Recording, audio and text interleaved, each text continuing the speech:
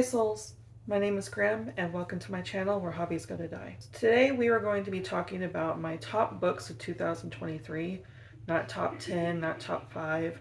You probably hear my husband, by the way, and roommate outside. Our walls are thin, so if you hear giggling and talking and all that kind of stuff, that's why. Anyways, I don't have a top 10 or a top 5. I think there's 15 books that I have, but what I do have is I have multiple genres. So you'll see down in my description that there are multiple timestamps to help you. So if you're not interested in nonfiction, not interested in poetry, not interested in fiction, you can jump around to the genre that you are interested in to see what I have listed. So what we're going to get to first is nonfiction, and I have a few books. Wrong. I have a bunch of piles over here.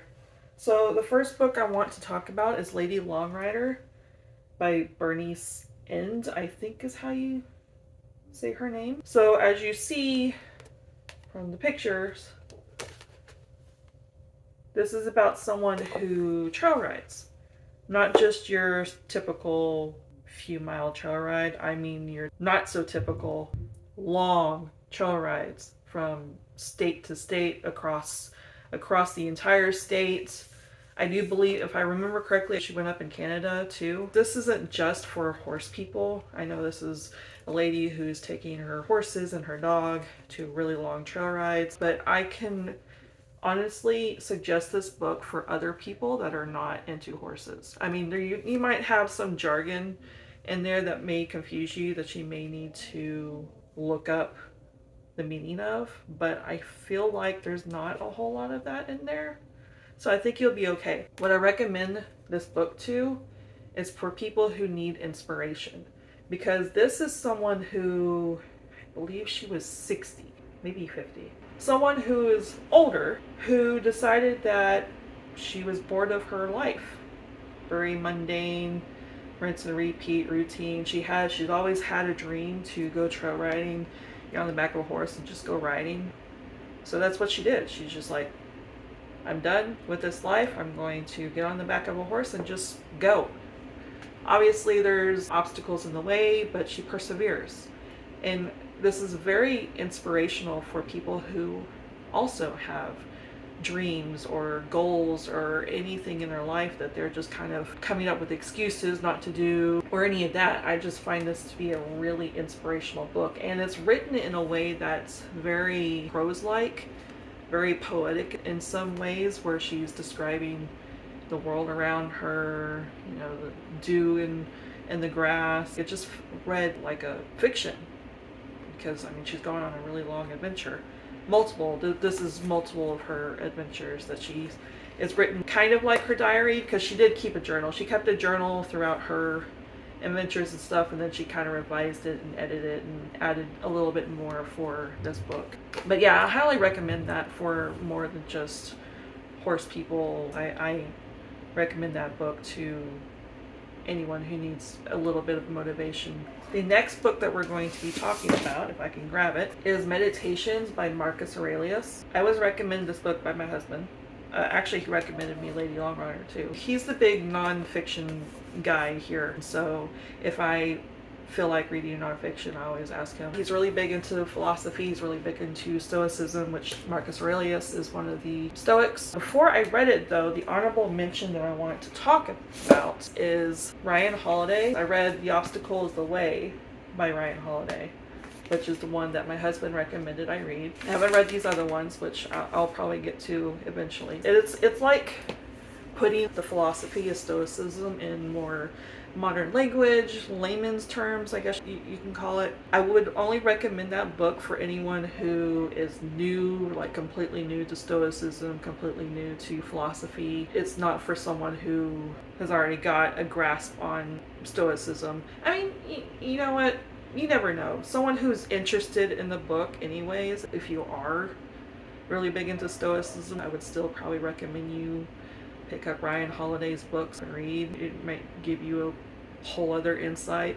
That's what I like about reading multiple books of the same kind of subject, is you got different insights from different people to kind of gather up the information and come up with your own insights and your own opinions of that same subject. But I would recommend this, especially for people who are new who want to get into Stoicism, and that is The Obstacle is the Way by Ryan Holiday, or any of his books, but that's the one I was recommended to start with, so that's what I'm recommending you to start with. But after I read that, and I got like a grasp of philosophy and Stoicism, then I tackled Meditations by Marcus Aurelius. This one in particular is Modern Library, the translator Gregory Hayes. We have multiple meditations, but this is the one that I was recommended. That one is on my favorites, not Ryan Holiday's. I feel like Ryan Holiday's can be a little repetitive at times and get a little frustrated with the repetitiveness, but I still would recommend it for people. I have this one in my favorites with a star and an asterisk because this book shouldn't have been published. I do believe in the intro this was also stated, I think.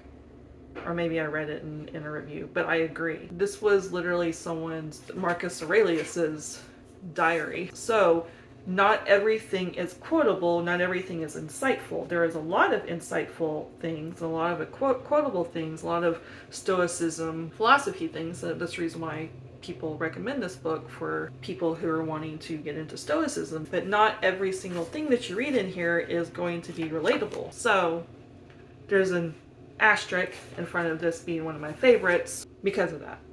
I will still go back and reread this occasionally because there is some very insightful, interesting, thought-provoking words in this. I won't read it cover to cover, but I'll probably flip through this again and pull out the occasional inspirational thing to read. And then the last thing that I have in nonfiction is Pastoral Sawh by James Rebanks. So this is about James Rebanks taking his family's farm and bringing it back to life, basically.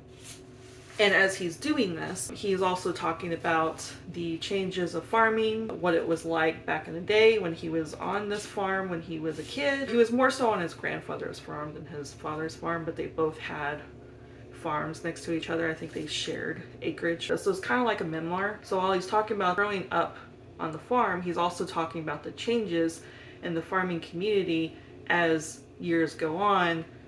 More technology, more demands, faster production, which causes the land to be poisoned because you're putting all kinds of chemicals and stuff in the ground to make things grow faster and all that kind of stuff. And then him wanting to revert back to the old ways, the slower ways. It maybe means that he's not as in demand because he's not growing the produce quickly, but a more healthier, connected to nature lifestyle. So that's what this book is about. It's a memoir, but it's also very informative about that. I learned a lot about it. This book is another book that is written very prose, poetic-like.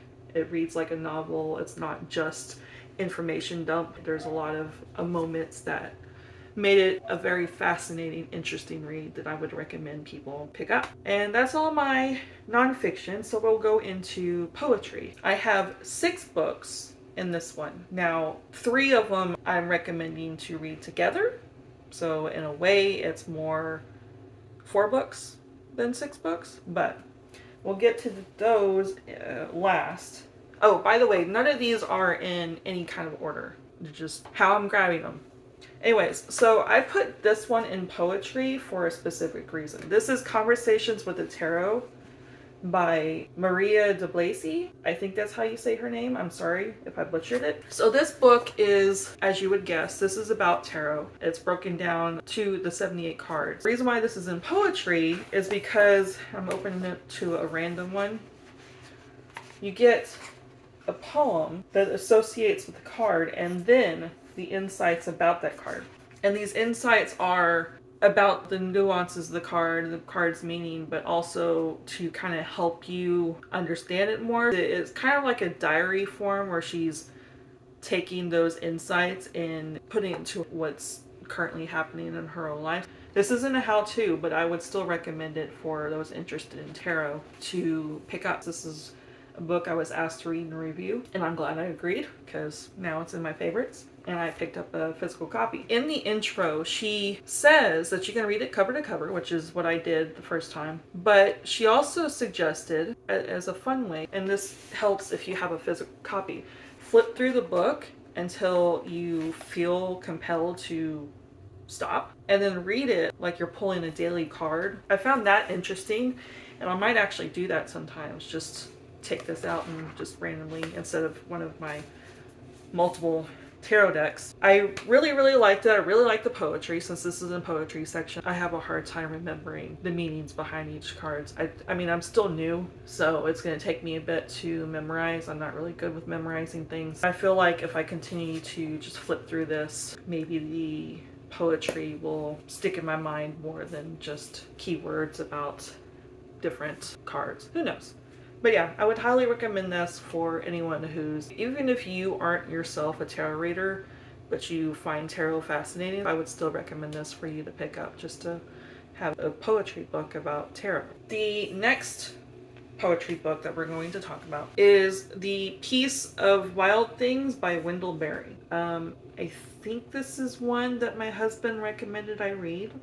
He likes Wendell Berry, so I picked it up and I read it. This is another, I was going to say another book about nature and all that kind of stuff. It is. The nonfiction, there is a book about nature and how we're kind of killing the land with our chemicals and machines and everything else. This too goes through this, but it's more than just that. It centers around nature a lot, but it's symbolism for life, death, friendship, love. It's a very beautifully written book, but I think towards the end is when you start getting the whole melancholy kind of poetry, which I like, as you will see coming up next. I don't know why I feel like I need to be depressed reading poetry, but I don't know. Melancholy kind of feels comfortable to me, which is weird, I guess.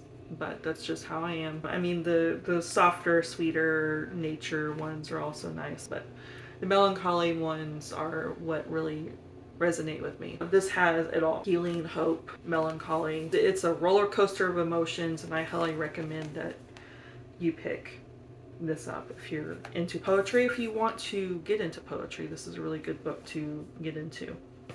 And speaking of melancholy, let me get this big book. So this is the Complete Tales and Poems of Edgar Allan Poe. This is, I don't remember what year this is. So it looks like this is 2007's Barnes & Noble edition. I know the cover has changed at this point. I don't know if they change it like yearly or every few years or whatever, but this is my edition. I love this edition. So I have this one in here because I finished this last year. I really like Poe. I'm actually reading it again this year because there's a buddy read that I'm currently on where we're going to be reading a short story or a poem once a month and then discussing it. Telltale Heart is going to be this month, which I'm excited to get to. I've already got it marked because there's this cool gold ribbon. I think everyone should know who Edgar Allan Poe is. You should know The Raven, Telltale Heart, you know, the big ones. Actually, Telltale Heart isn't poetry, that's a short story. I read this from cover to cover because I wanted to read all of Edgar Allan Poe's. I don't know if this has everything of his in there, but it has quite a bit. I would say that I don't like everything. There's a novel in the back. Poe should have stuck to poetry or short stories. Short stories he was good at. The novel was fascinating, but it was a lot. But at the same time, I feel like I was struggling because I literally was trying to cram this entire giant book. So I think I burnt myself out and I was just trying to finish it. And I was just like, oh, this is so wordy. So I feel like I need to, once I calm down and stuff, reread his novel. Maybe I'll think of it differently when I have a clearer mind. Who knows? But his poetry, Edgar Allan Poe, I'll always recommend him. I literally have his bust over there, which I won't get. I have a quote from Poe above one of my bookshelves. I'm a big fan of Poe. And then the last ones that I'm going to talk about, which I don't have, so I'll put them on the screen, is Craig Randall. So Craig Randall is someone else who asked me to read and review his books first, actually. He's written books too, which they're not on my favorites. They're good though. They are good. I can't remember the names off the top of their head, but Craig Randall if I can say his name right, Craig Randall. Look him up if you're interested in his novels. They are Lovecraftian, eldritch horror, if you like that kind of thing, would recommend. It is different though because, and this is what I'm going to get into with his poetry, is he's very much a mental health advocate. So although those are horror, they also are an advocate for anxiety, depression, like a mental health awareness type of thing. He does write in his outro. I don't think it's in the intro of the novels. The outro, he does talk about explaining all that kind of stuff. After reading and reviewing those, he asked me, because he also saw that I liked poetry, if I wanted to read the poetry, and I was like, sure. So he gave me all three: To Chase the Sun, Among the Wildflowers, and Rain Songs. It's his journey through mental health, the roller coasters of learning how to cope with mental health, using writing as an outlet in order to express himself, poetry, novel, all that kind of stuff. You get to see his story unfold from the beginning to Chase the Sun, the melancholy and the chaos of trying to get words on paper, and then he'll break this down in the intro, and then him discovering this is a good way, let's fine-tune it to give it a purpose, and taking the chaotic, melancholy kind of poetry in the beginning of the book, and you see it progress up. You're going up on a high, finding hope and all that kind of stuff. And then Among the Wildflowers is when you're coasting. That one is a lot of haikus and short form poetry. There is a few longer form poetry that I like poetry, but I don't know the term, so I'm sorry. But well, there's a few longer form poetry which spoke to me. That would probably be for someone who wants very high, happy of the three. Then Rain Songs is, it happened during COVID. Everyone struggled through that. He was struggling for personal reasons. So in Rain Songs, you see it go back down, and then the ups and downs of that, and him struggling, finding hope, still going through this. But you find him finding that middle ground and learning how to coast through COVID and all that kind of stuff. It's a very interesting to read it all, just to see that if you yourself have those kind of mental health, depression, anxiety, all of the ups and downs in life in general, you yourself will connect with Craig and his journey through this poetry, and his introductions, which are really good. Break down the poetry is very helpful for people who may not get poetry too much, to kind of connect even more. You have this meaning in the intro to keep in your head as you read the symbolism, which is very nature focused. The symbolism is for this, as the title say. Recommend all three. I really liked Rain Songs and To Chase the Sun. I don't know which one I like the most out of those two, but I'm excited for the next book. I'm going to continue to collect his books. I have not bought the physical copies yet, but I will be, so I can add it to my collection. But yeah, that's the poetry. Now we are going to move on to fiction. I have Dead of Winter by Darcy Coates. This is the first book I have ever read by Darcy Coates. So I got it in NetGalley, and I was hooked. This book is about a group of people who go up the mountain to a resort, but they have gone during bad weather. So the bus breaks down, a blizzard happens, so they decide to try to make it to the resort, but they end up in a cabin instead. So they're surviving the blizzard in this cabin that they've found. But it's not the only thing that they're surviving, because something else is happening, and people are dying. So now they're having to survive the blizzard and whoever's picking everyone off, and also solving the mystery of who is doing it so they can survive. Action starts in the beginning and does not stop until the end. There is no slowdown. You can probably read this very, very quickly, despite it being a little chunky. How many pages is this? This is 341 pages. I did not want to stop reading this, even though I had to, because life. One of my favorites of the year. Highly recommend. I always recommend it to everyone. I want to read more of Darcy Coates because I have not read any of Darcy Coates. Like I said, this was my first, so I really want to read more and see if it's anything like this, because I literally bought a physical copy as soon as it became available too. The next book that I have is Where Did the Wind Go by J.M. Failde. I do believe that is how you pronounce her last name. I am so sorry if it's not. This is a young adult horror. Can we appreciate the cover, by the way? Very, very cool. This is the hardcover, but the paperback is also like this. So, Where Did the Wind Go? It is both, and this is how Failde is, because I'm about to recommend another book of hers after this one. She somehow gets wholesome and cozy and marries it with spooky and horror rather well. So you have moments of spookiness and horror and mystery, and then you have those cozy, wholesome moments. You're just like, oh. So this is how it's like. It reminds me, if you've ever seen Teen Wolf or Scooby-Doo or any of those kind of like teenage mystery solving a paranormal type of deal, that's how this is. Some of the teens are holding their own kind of secrets. They're called the Ghoul Gang, which I think is cute.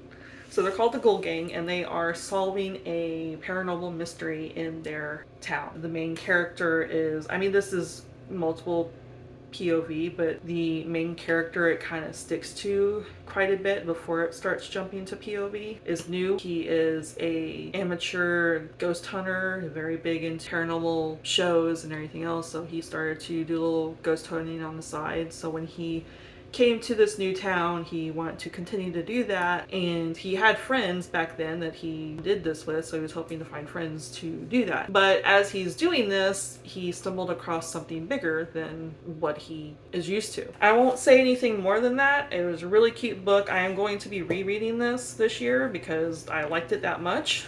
Probably during the spooky month because Halloween is involved in this, but I would still recommend you read this anytime. I'm just saying that this would be really good for Halloween. Highly recommend. J.M. Failde has become one of my auto-buy authors. This is going to be a series. There's not a cliffhanger, but it does set up for another book.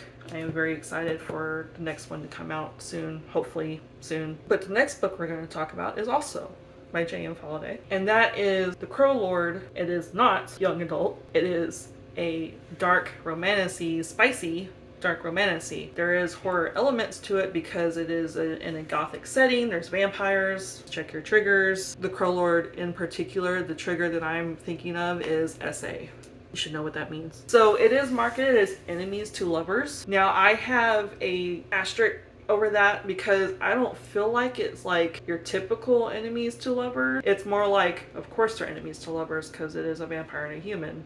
And in this, the vampires are monsters and they're ruling the world, and humans are kind of their food source. Her name is Lila, and her romantic interest is Draven. And though there is kind of, they butt heads, I wouldn't consider it typical enemies to lovers. I mean, I have not read enough enemies to lover books. I would like to. I'm going to read more. But as I feel like enemies to lovers is, literally rivals trying to stab each other type of thing. Which, okay, there are moments in that book where that happens, but I don't know. It was kind of like a light enemies to lover, but I still liked it for that. There is kind of a mild miscommunication in there, which is not my favorite trope. I absolutely hate it, but thankfully it was mild. It's addressed quickly. It didn't focus in the book the entire time, so I was okay with it. What else can I say about the book besides get it? Going back to the gothic setting and the vampires. So vampires, there's several manors. The world's being broken up into different kind of kingdoms, overruled by the vampire lords and their manors. Castlevania is what sticks in my head because it's like the last thing I've seen that's like that. It sticks in my head kind of like the vibe of this book. Like I said, gothic setting, really dark fantasy setting, carriages, villages, that sort of thing, manors, monsters. That's the kind of feel from it, which I absolutely love. There's a masquerade ball scene, which is nice. I don't want to ruin too much of it, but if you're down for that kind of thing, then this is the book for you. I will say there is a minor cliffhanger at the end that makes me scream. I do not like cliffhangers. I feel like it's a cop-out. But I feel like the story has wrapped up enough where this cliffhanger doesn't make me scream too much though I am eager for the second book, which the second book is intended to come out this year, which I am excited for. I have to know what happens next because minor cliffhanger. I need to know what happens next. I think it's supposed to be a duology. The last thing I read, it was supposed to be a duology, so it's just gonna be 2 books unless something happens and she changes her mind. There's that one. And then the next book I'm going to talk about is The Shining by Stephen King. I have said this in my last video. I've not seen, or I have seen a lot of Stephen King movies. I've not read Stephen King I've not read Stephen King books until last year, 2023. I started with It. Again, if you've seen my other video, you know my feelings of It. I'm not enjoying it, sadly, because I really like It. I really like Pennywise. I really like the movies, but we won't get into that long tirade again. When I don't like a book of an author, unless I like really don't like it, but I like the writing style, then I will give them another chance. I'll give them a few chances because, especially if it's someone like Stephen King who's written several books, surely I'll like something. So while I'm struggling through It, I decided to also try The Shining because it's another movie I like, and I'm glad I did. I can say I really liked it. Obviously, it's in my favorites. I recommend it if you've never read The Shining. If you've watched the movie, I would still recommend you read The Shining because Stephen King has said this. He actually doesn't like the movie. It doesn't portray everything that he intended to portray that's in the book. I still like the movie. I like the movie for what it is, but I would recommend you read the book. You get a little different perspective in certain things that I didn't catch in the movie. I don't have it physically. I have Dr. Sleep. I got it for Christmas, as you saw in the other video, but I will be picking that up to add to my collection. If you don't know what it's about, surely you know what it's about, but it's basically a guy's descent into madness. He struggles with alcoholism, descent into madness while up in the hotel with his family. He's the winter keeper of the hotel. They're by themselves up there in the winter, and things just kind of go crazy there. That's all I'm going to really say about it. Of the Stephen King books, if you've not personally read Stephen King, I would recommend The Shining. Those are the only 2 I have read. Someone else who's big into Stephen King can comment down below and let us know what other books you would recommend that we read. And then the last books that I'm going to talk about, it's a series. I'll flash up here on the screen.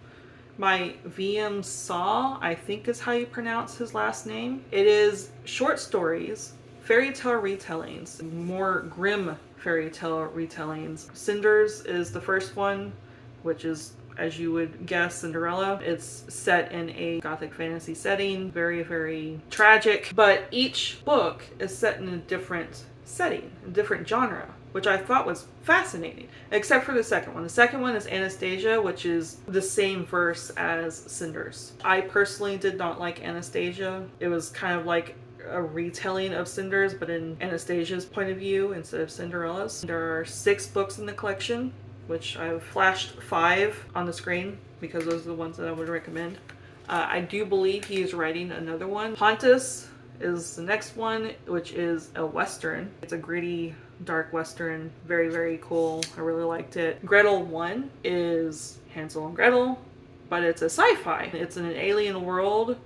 Hansel and Gretel are literally androids exploring this world. And then there is Setsuko and the Seven Samurai, which is set in Japan, obviously. Of them, I think that kind of pushes to the top quite high. There's something very poetic about it than the other ones, which really resonates with me. I really like poetry. I really like poetic prose, floweriness. It's not too flowery though, because there is such a thing as too flowery, but it was enough for an artful rendition. And then the last one I want to talk about is The Hooded Rose. Werewolves, horror.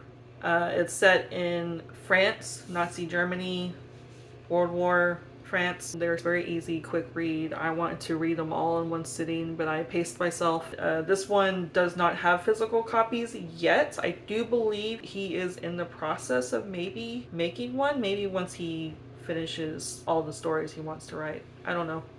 I can't remember exactly. Those will be Kindle ones that you will have to pick up. I would still recommend you do that because they were great. So what happened was he asked me to read Cinders, and I said yes. And then I really liked it, so I bought the rest of them. So that's the reason why that one's on the favorite. And that is all the books that I like from 2023. I'll close this out with some words. Deep breath in. Exhale. And love yourself. That's all for now.